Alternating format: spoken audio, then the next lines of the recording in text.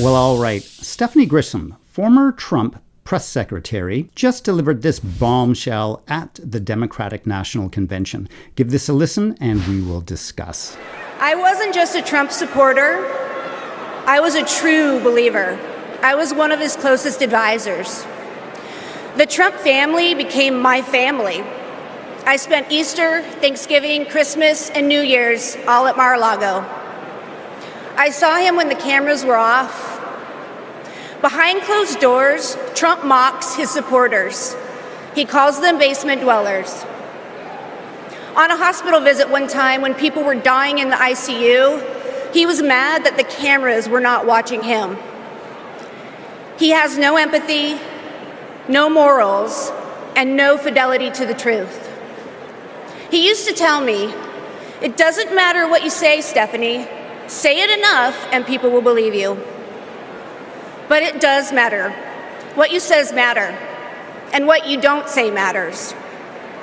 On January 6th, I asked Melania if we could at least tweet that while peaceful protest is the right of every American, there's no place for lawlessness or violence.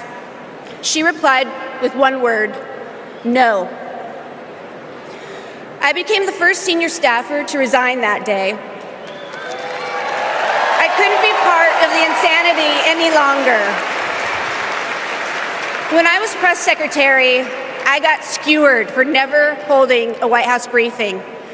It's because, unlike my boss, I never wanted to stand at that podium and lie.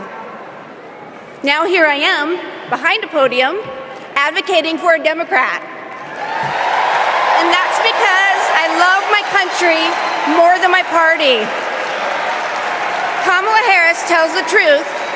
She respects the American people, and she has my vote. Thank you. So here's why this kind of thing is so important. Usually, when you have had somebody on your team, or if you have someone on your team presently, they are an asset to your campaign.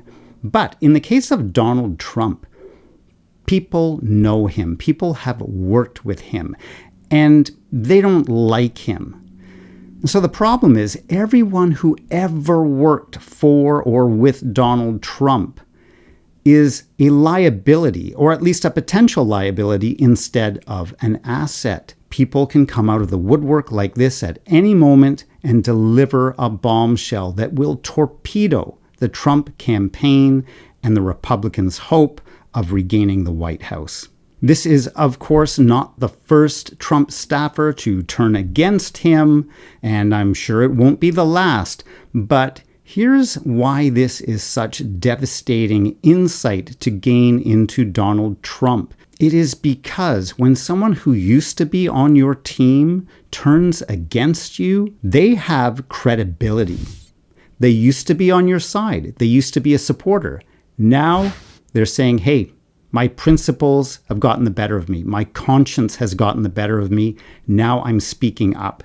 Now I am going to support what is right. I'm going to support the Constitution. I'm going to support the American public as opposed to my party or my personal goals. That's a difficult thing for any campaign to overcome. That's an uphill battle for the Trump campaign. I don't see this turning out well at all for Trump or the Republicans' aspirations of regaining the White House. Well, there you go. We'll see you tomorrow. And if you're curious to know whether Donald Trump really is against communism or whether he might quietly be more supportive of the whole ideal of a centrally planned economy than he might let on, take a look at this video here. If you like this content, don't forget to like and subscribe, and I'll see you in the next one. Take care.